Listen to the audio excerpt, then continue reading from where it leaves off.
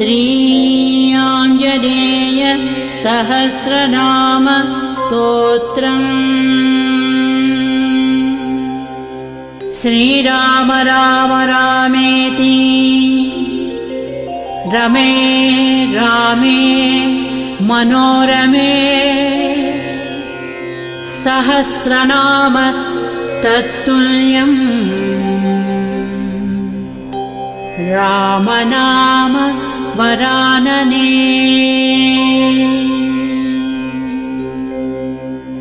ॐ हनुमान् श्रीप्रदो वायुपुत्रो रुद्रो अनघो अजरः अमृत्युर्वीरवीरश्च ग्रामवासो जनाश्रयः धनदो निर्गुणः शूरो वीरो निधिपतिर्मुनिः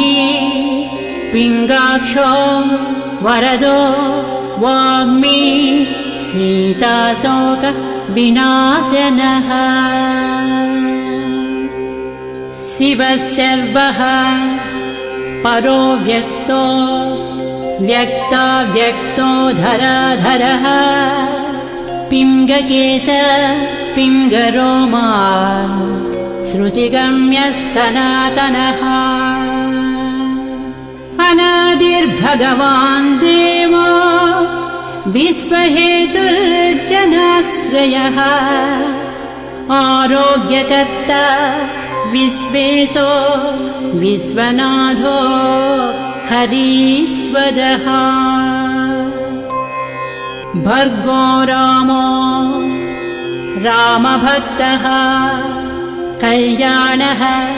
प्रकृतिस्थिरः विश्वम्भरो विश्वमूर्तिः विश्वाकारश्च विश्वपः विश्वात्मा विश्वासेव्योऽध विश्वो विश्वहरो रविः विश्वचेष्टो विश्वगम्यो विश्वध्येयः कलाधरः प्लवङ्गमः कपिश्रेष्ठो ज्येष्ठो विद्यावनेचरः बालो वृद्धो युवा तत्त्वं तत्त्वगम्यः सुखो ह्यजः अञ्जनासूनुरव्यग्रो ग्रामशान्तो धराधरः भूर्भुवस्वर्महर्लोको जनलोकस्तपोव्ययः सत्यमोङ्कारगम्यश्च प्रणवो व्यापको बलः शिवो धर्मप्रतिष्ठाता रामेष्टः फल्गुणप्रियः गोष्पदीकृतवारासिः पूर्णकामो धरापतिः रक्षोघ्नः पुण्डरीकाक्षः शरणागतवत्सलः जानकी प्राणदाता च रक्षः प्राणापहारकः पूर्णसत्त्वः पीतवासाः दिवाकरसमप्रभः द्रोणहर्ता शक्तिनेता शक्तिराक्षसमारकः रक्षोघ्नो रामदूतश्च शाकिनी जीवहारकः बुभुक्तारहताराती गर्भः पर्वतभेदनः हेतुमा प्रांशुबीजं च विश्वभर्ता जगद्गुरुः जगत्राता जगन्नाथो जगदीशो जनेश्वरः जगत्पिता हरिश्रीशो गरुडन्मयभञ्जनः पार्धध्वजो वायुपुत्रो मित्रपुच्छोऽमितप्रभः ब्रह्मपुच्छः परब्रह्मपुच्छो रामेष्ट एव च सुग्रीवादियुतो ज्ञानी वानरो वानरेश्वरः कल्पस्थायी चिरञ्जीवी प्रसन्नश्च सदा शिवः सन्नतिः सद्गतिर्भुक्ति मुक्तिदः कीर्तिदायकः कीर्तिः कीर्तिप्रदश्चैव समुद्रश्रीप्रदः शिवः उदधिक्रमणो देवः संसारभयनाशनः वार्धिबन्धनकृद्विश्वजेता विश्वप्रतिष्ठितः लङ्कारिः कालपुरुषो लङ्केशे गृहभञ्जनः भूतावासो वासुदेवो वसुस्त्रिभुवनेश्वरः श्रीरामदूतः कृष्णश्च लङ्काप्रासादभञ्जनः कृष्णः कृष्णस्तुतः शान्तः शान्तिदो विश्वपावनः श्रीरामदूतः कृष्णश्च लङ्काप्रासादभञ्जनः कृष्णः कृष्णस्तुतः शान्तः शान्तिदो विश्वपावनः विश्वभोक्ता च वारिघ्नो ब्रह्मचारी जितेन्द्रियः ऊर्ध्वगोलाङ्गुलीमाली लाङ्गूलहत राक्षसः समीरतनुजो वीरो वीरमारो जयप्रदः जगन्मङ्गलदः पुण्यः पुण्यश्रवणकीर्तनः पुण्यकीर्तिः पुण्यगतिः जगत्पावनपावनः देवेशो जितरोधश्च रामभक्तिविधायकः ध्याता ध्येयो सभः साक्षी चेतश्चैतन्यविग्रहः ज्ञानदः प्राणदः प्राणो जगत्प्राणः समीरणः विभीषणप्रियः शूरः पिप्पलाश्रयसिद्धिरः सुहृत्सिद्धाश्रयः कालः कालभक्षकभर्जितः लङ्केशनिधनस्थायी लङ्कादाहक ईश्वरः चन्द्रसूर्याग्निनेत्रश्च कालाग्निः प्रलयान्तकः कपिलः कपीशः पुण्यराशिद्वादशराशिगः सर्वाश्रयो प्रमेयात्मा रेवत्यादिनिवारकः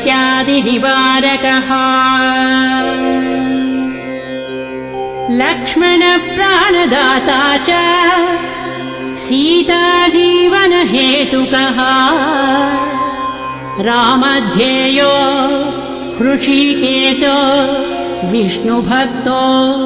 जटीबली देवानिदर्पः होता कर्ता हर्ता जगत्प्रभुः नगरग्रामपालश्च शुद्धो बुद्धो निरन्तरः निरञ्जनो निर्विकल्पो गुणातीतो भयङ्करः हनुमांश्च दुराराध्य सप्तः साध्यो अमरेश्वरः जानकी घनसोपोद्धतापहर्ता परात्परः वाङ्मयः सदसद्रूपकारणम् प्रकृतेः परः भाग्यदो निर्मलो नेता पुच्छलङ्काविदाहकः पुच्छबद्धो यातु दानो यातु दानरिपुप्रियः छायापहारी भूतेशो लोकेशः सद्गतिप्रदः प्लवङ्गमेश्वरः क्रोधः क्रोधसंरक्तलोचनः क्रोधहर्ता तापहर्ता भक्ता भयवरप्रदः भक्तानुकम्पी विश्वेशः पुरुहूतः पुरन्दरः अग्निर्विभावसुर्भास्वा यमो निर्वृतिरेव च वरुणो वायुगतिमान् वायुः कौबेरयीश्वरः रविश्चन्द्रः कुजः सौम्यो गुरुः काव्यः शनैश्चरः राहुः केतुः मरुधोता धाता हर्ता समीरकः मशकीकृतदेवारिः दैत्यारिर्मधुसूदनः कामः कपिः कामपालः कपिलो विश्वजीवनः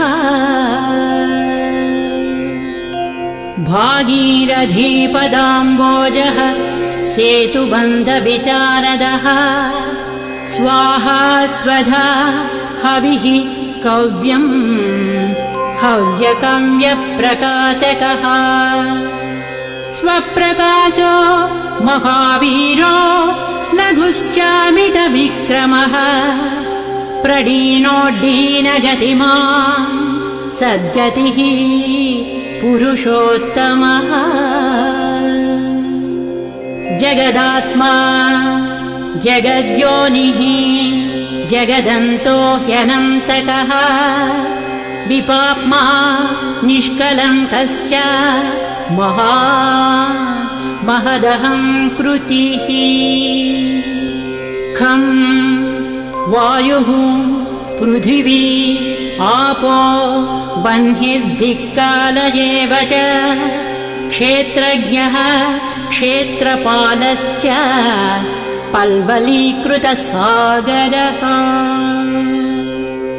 हिरण्मयः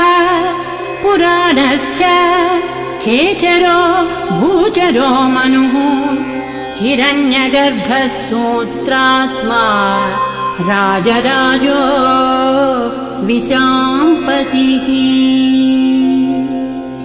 वेदान्तवेद्योद्गीधश्च वेदवेदाङ्गपारगः प्रतिग्रामस्थितः सद्यस्फूर्तिदाता गुणाकरः नक्षत्रमाली भूतात्मा सुरभिः कल्पपादपः चिन्तामणिः गुणनिधिः प्रजापतिरनुत्तमः पुण्यश्लोकः पुरारातिः ज्योतिष्मान् शार्भरीपतिः किलिकिल्यारवत्रस्तभूतप्रेतपिशाचकः ऋणत्रयहरः सूक्ष्मस्थूलः सर्वगतः पुमान् अपस्मारहरः स्मर्ता श्रुतिर्गाधा स्मृतिर्मनुः स्वर्गद्वारः प्रजाद्वारो मोक्षद्वारः कपीश्वरः नादरूपः परब्रह्म ब्रह्म ब्रह्मा पुरातनः एकोनैको जन्म शुक्लः स्वयं ज्योतिरनाकुलः ज्योतिर्ज्योतिरनादिश्च सात्विको राजसत्तमः तमोहर्ता निरालम्बो निराकारो गुणाकरः गुणाश्रयो गुणमयो बृहत्कायो बृहदृशः बृहद्दनुर्बृहत्पादो बृहन्मूर्धा बृहत्सपः बृहत्कर्णो बृहन्नासो बृहन्नेत्रो बृहद्गळः बृहद्यत्नो बृहच्चेष्टो बृहत्पुच्छो बृहत्करः बृहद्गतिर्बृहत्सेव्यो बृहल्लोकफलप्रदः बृहच्छक्तिर्बृहद्वाञ्छफलदो बृहदीश्वरः बृहल्लोकनुतो द्रष्टा विद्यादाता जगद्गुरुः देवाचार्य सत्यवादी ब्रह्मवादी कलाधरः सप्तपातालगामी च मलयाचल संश्रयः उत्तराशास्थितः श्रीदो दिव्यौषधवशः खगः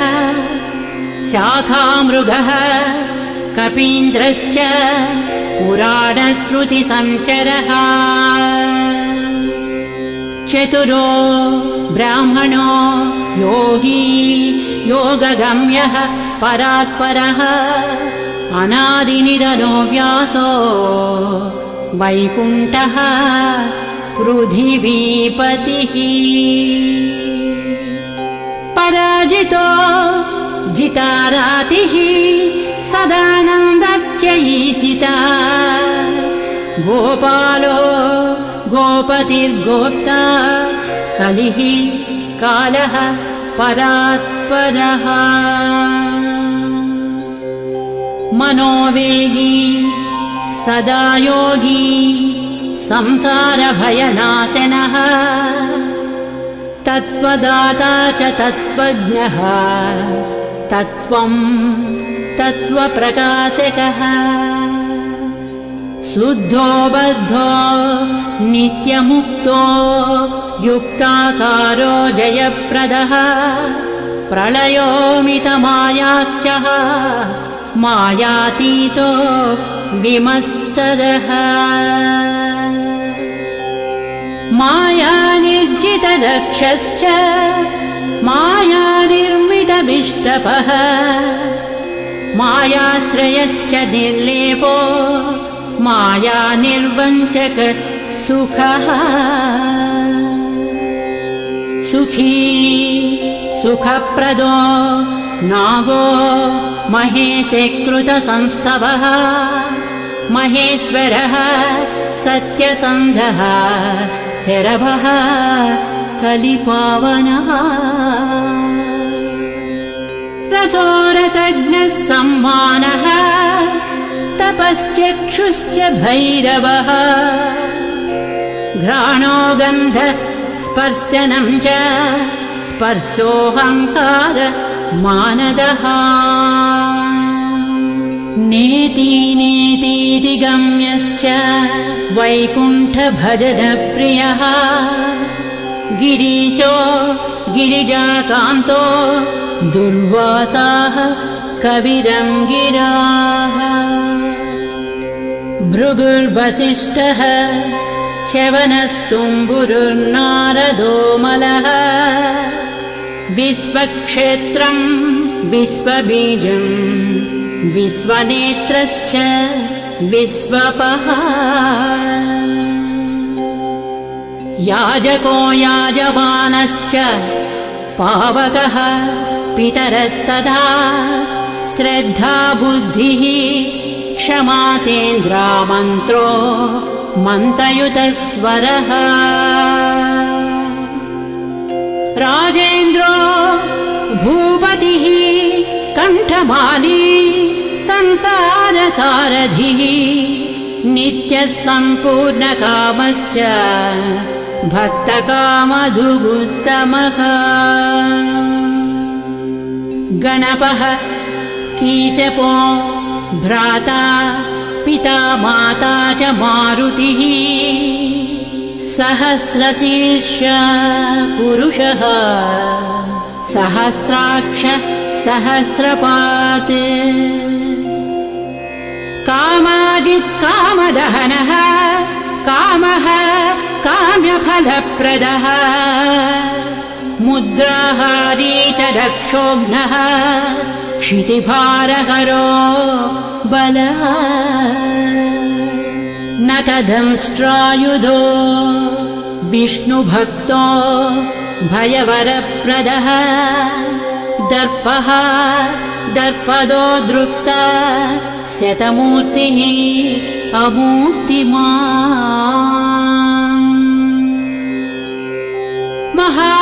महानिधिर्महाभागो महाभोगो महाददः महाकारो महायोगी महातेज महाद्युतिः महाकर्म महानादो महामन्त्रो महामतिः महाशयो महोदारो महादेवात्मको विभुः रुद्रकर्म क्रूरकर्म रत्ननाभः कृतागमः अम्बोधिलङ्घनः सिंहो नित्यो धर्मप्रमोदनः जितामित्रो जयः सामो विजयो वायुवाहनः जीवदाता सहस्रांशुः मुकुन्दो भूरिदक्षिणः सिद्धार्थः सिद्धिदः सिद्धसङ्कल्पसिद्धिहेतुकः सप्तपातालभरणः सप्तर्षिगणवन्दितः सप्ताब्दिलङ्घनो वीरः सप्तद्वीपोरुमण्डलः सप्ताङ्गराज्यसुखदः सप्तमातृनिषेवितः सप्तलोकैकमकुटः सप्तहोता स्वराश्रयः सप्तच्छन्दोनिधिः सप्तच्छन्द सप्तजनाशयः सप्तसामोपगीतश्च सप्तपातालसंश्रयः मेधावी कीर्तिदः शोकहारी दौर्भाग्यनाशनः सर्ववश्यकरो भर्गो दोषघ्नः पुत्रपौत्रदः प्रतिवादी मुखस्तम्भो दुष्टचित्तप्रसादनः पराभिचारशमनो दुःखघ्नो बन्धमोक्षदः नवद्वारपुराधारो नवद्वारनिकेतनः नरनारायणस्तुत्यो नरनाथो महेश्वरः मेखली कवचे खड्गी ब्राजिष्णुर्विष्णुसारथिः बहुयोजनविस्तीर्णपुच्छः पुच्छहतासुरः दुष्टग्रहनिहन्ता च पिशाचग्रहघातुकः बालग्रहविनाशी च धर्मो नेता कृपाकरः उग्रकृत्योग्रवेगश्च उग्रनेत्रः शतक्रतुः शतमन्युस्तुतस्तुत्यः स्तुतिस्तोता महाबलः समग्रगणशाली च व्यग्रो रक्षो विनाशकः रक्षोघ्नहस्तो ब्रह्मेशः श्रीधरो भक्तवत्सलः मेघनादो मेघरूपो मेघवृष्टिनिवारकः मेघजीवनहेतुश्च मेघश्यामः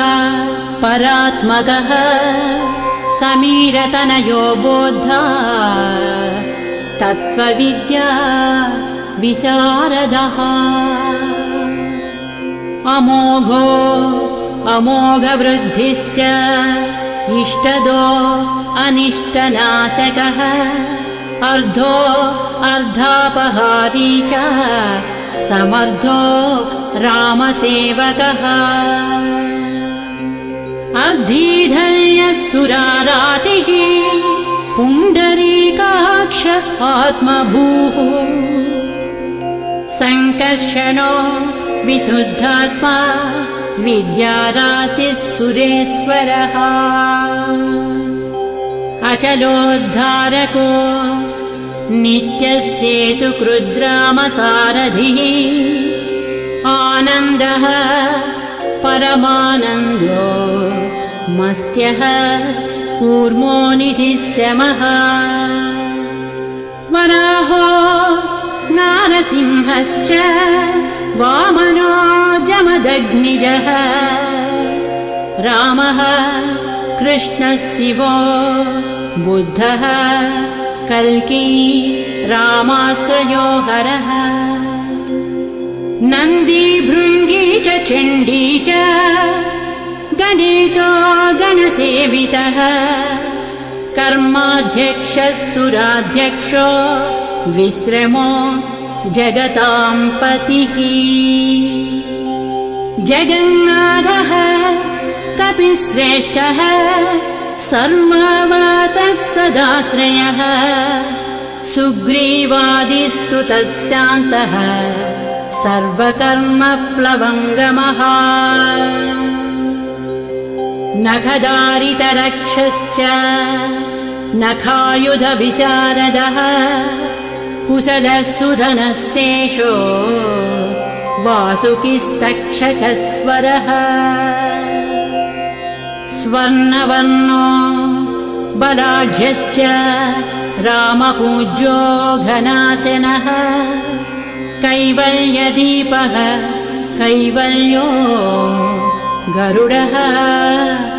पन्नगो गुरुः किल्यारावहताराति गर्वः पर्वतभेदनः वज्राङ्गो वज्रवेगश्च भक्तो वज्रनिवारकः नखायुधो मणिग्रीवो ज्वालामाली च भास्करः प्रौढप्रतापस्तपनो भक्ततापनिवारकः शरणं जीवनं भोक्ता नानाचेष्टो ह्यचञ्चलः सुस्वस्थोष्टास्यः दुःखशमनः पवनात्मजः पावनः पवनः कान्तो भक्तागस्सहनो बलः मेघनाद रिपुर्मेघनाद संहृतराक्षसः क्षरोक्षरो विनीतात्मा वानरेशः सतां गतिः श्रीकण्ठः सितिकण्ठश्च सहायः सहनायकः अस्तूलस्त्वननुः भर्गो देवः संहृतिनाशनः अध्यात्मविद्यासारश्च अध्यात्मकुशलः सुधीः अकल्मषः सत्यहेतुः सत्यगः सत्यगोचरः सत्यगर्भः सत्यरूपः सत्यम् सत्यपराक्रमः अंजना प्राणलिङ्गश्च वायुवंशोद्भवः सुधीः भद्ररूपो रुद्ररूपः सुरूपश्चित्ररूपधृत् मैनाकवन्दितः सूक्ष्मदर्शनो विजयो जयः क्रान्तदिग्मण्डलो रुद्रः प्रकटीकृत विक्रमः कम्बुकण्ठः प्रसन्नात्मा ह्रस्वनासो वृकोदरः लम्बोष्टः कुण्डली चित्रवाणी योगविदाम्बरः विपश्चित्कविरानन्दविग्रहो अनन्यशासनः फल्गुनीसूनुरव्यग्रो योगात्मा योगतत्परः योगवेद्यो योगरक्तो योगयोनिर्दिगम्बरः अकारादिक्षकारान्त वर्णनिर्मित विग्रहः उलूखलमुखः सिंहः संस्तुतः परमेश्वरः श्लिष्टजङ्घः श्लिष्टजानुः श्लिष्टपाणिः शिखाधरः सुशर्मामितशर्मा च नारायणपरायणः जिष्णुर्भविष्णुरोचिष्णुर्ग्रसिष्णुस्थाणुरेव च हरिरुद्रानुकृद्वृक्षकम्पनो भूमिकम्पनः गुणप्रवाहसूत्रात्मा वीतरागस्तुतिप्रियः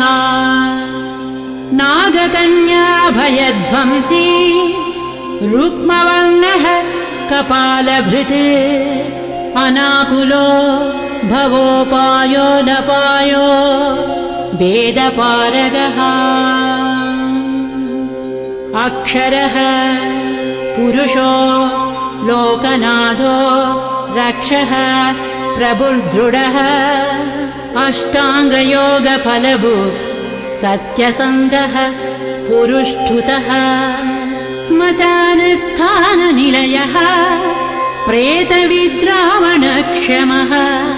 पञ्चाक्षरपरः पञ्चमातृको रञ्जनध्वजः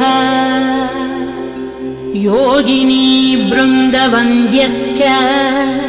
शत्रुघ्नो अनन्तविक्रमः ब्रह्मचारी इन्द्रियरिपुः धृतदण्डो दशात्मकः अप्रपञ्चः सदाचारः शूरसेनविदारकः वृद्धप्रमोदश्चानन्दः सप्तजिह्वापतिर्धरः नवद्वारपुराधारः प्रत्यग्रः सामगायकः षट्चक्रधामा स्वर्लोको भयहृन्मानदो मदः सर्ववश्यकरः शक्तिर्नेता च अनन्तमङ्गलः अष्टमूर्तिधरो नेता विरूपस्वरसुन्दरः धूमकेतुर्महाकेतुः सत्यकेतुर्महारथः नन्दिप्रियः स्वतन्त्रश्च मेखली समरप्रियः लोहाङ्गः सर्वविद्धम्बी षट्कलः सर्व ईश्वरः फलभुक्कल्पहस्तश्च सर्वकर्मफलप्रदः धर्माध्यक्षो धर्मफलो धर्मो धर्मप्रदोद्धतः पञ्चविंशतितत्त्वज्ञस्तारकब्रह्म तत्परः त्रिमार्गवसतिर्भीमः सर्वदुःखनिबर्हणः ऊर्जस्वान् निर्गलः शूली माली गर्भो निशाचरः रक्ताम्बरधरो रक्तो रक्तमाला विभूषणः वनमाली शुभाङ्गश्च श्वेतश्वेताम्बरो युवा जयो जयपरिवारः सहस्रवदनः कविः शाकिनी डाकिनी यक्षरक्षो भूतौघभञ्जनः सद्यो जातः कामगतिः ज्ञानमूर्तिर्यशस्करः शम्भुतेजाः सार्वभौमो विष्णुभक्तः प्लवङ्गमः चतुर्नवतिमन्त्रज्ञः पौलस्त्य बलदर्पः सर्वलक्ष्मीप्रदः श्रीमान् अङ्गदप्रियः ईडितः स्मृतिर्बीजं सुरेशानः संसारभयनाशनः उत्तमः श्रीपरिवारः श्रीभू दुर्गा च कामदृक् सदा गतिर्मातरिस्वा रामपादाब्ज षट्पदः नीलप्रियो नीलवर्णो नीलवर्णप्रियः सुहृत् रामदूतो लोकबन्धुः अन्तरात्मा मनोरमः श्रीरामध्यानकृद्वीरः सदा किं पुरुषस्तुतः रामकार्यान्तरङ्गश्च शुद्धिर्गतिरनामयः पुण्यश्लोकः परानन्दः परेशः प्रियसारथिः लोकस्वामी मुक्तिदाता सर्वकारणकारणः महाबलो महावीरः पारावारगतिर्गुरुः समस्तलोकसाक्षी च समस्तसुरवन्दितः सीता समेत श्रीरामपाद सेवा दुरन्धरः समस्तलोकसाक्षी च समस्तसुरवन्दितः सीता समेत श्रीरामपाद सेवा दुरन्धरः श्री आञ्जनेय सहस्रनामस्तोत्रम् सम्पूर्णम् श्री आञ्जनेय सहस्रनाम